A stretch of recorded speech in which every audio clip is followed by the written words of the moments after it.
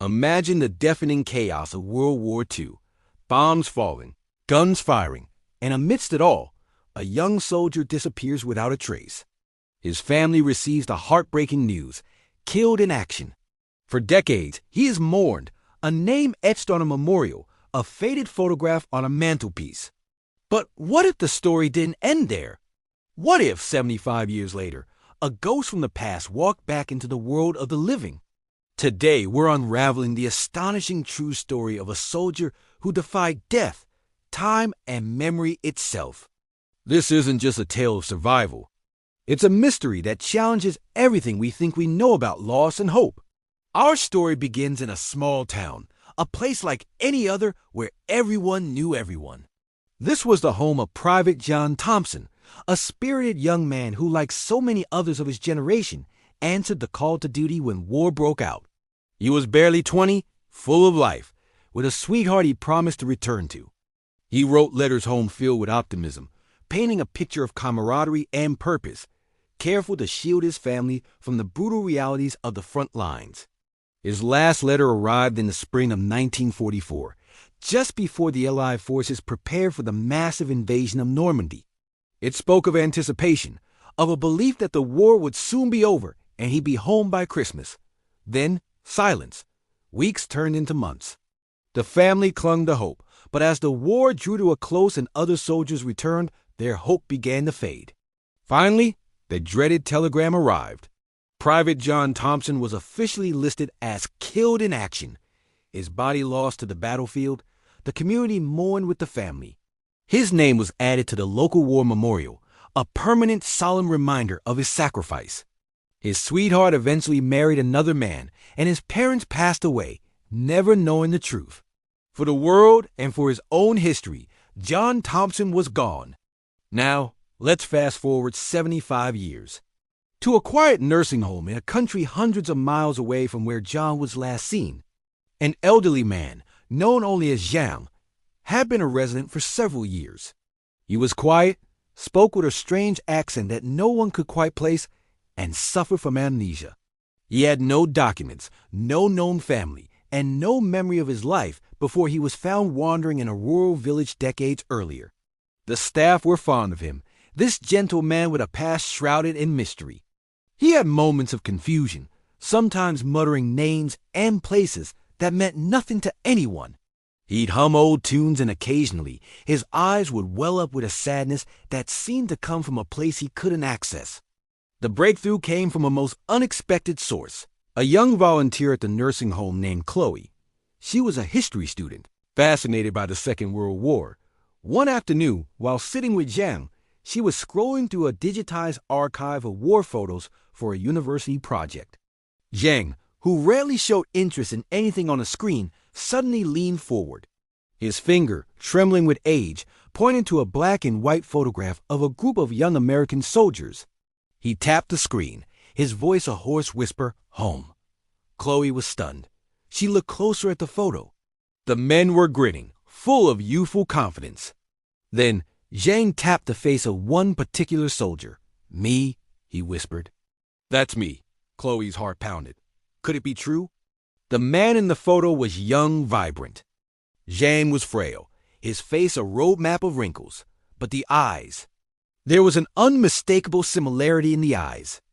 Driven by a surge of adrenaline and academic curiosity, Chloe embarked on a quest.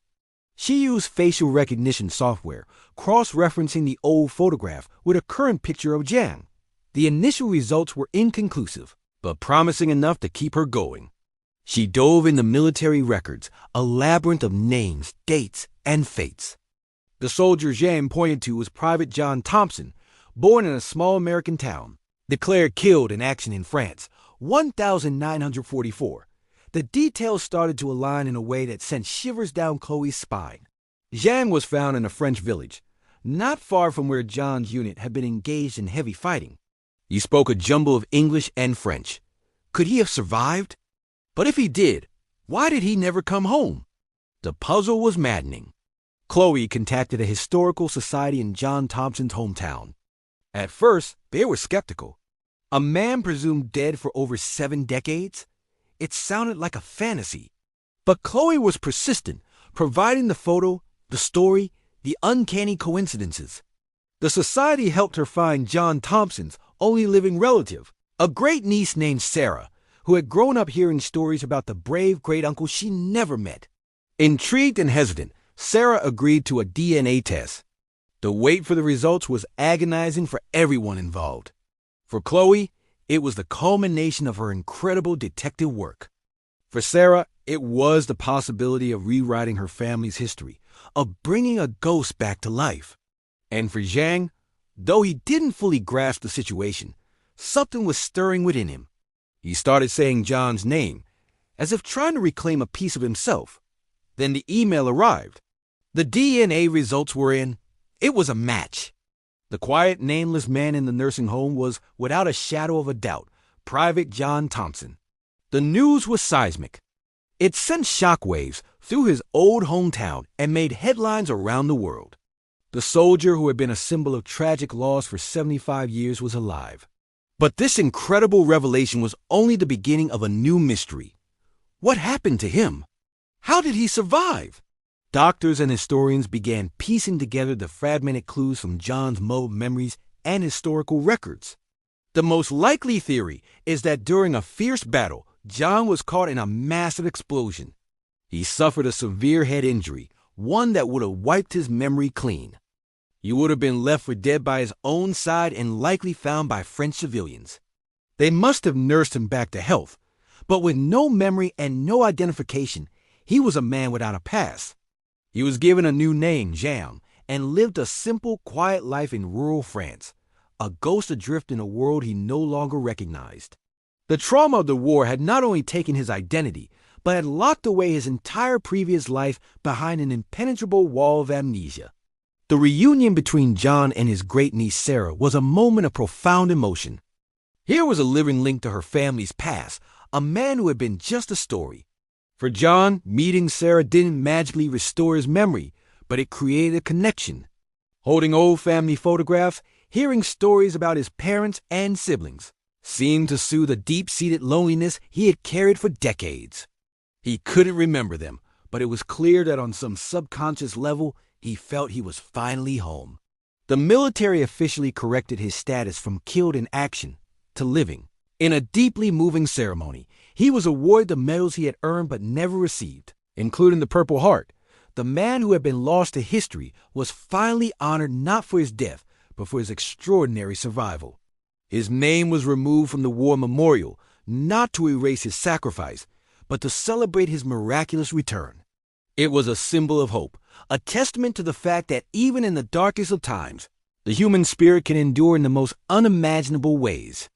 John Thompson's story is a powerful reminder that behind every name on a memorial, there is a life, a family, and a story. His journey back from the void wasn't just about finding his identity. It was about a young student who cared enough to look closer, a family that opened their hearts to a stranger, and a community that was ready to welcome a hero home after 3/4 of a century. He may never recover all his memories, but he is no longer the nameless man. He is Private John Thompson, the survivor, the soldier who came home. Thank you so much for watching. If this story moved you, please hit that like button and subscribe for more incredible true stories from history. What do you find most amazing about John's journey? Let us know in the comments below. See you next time.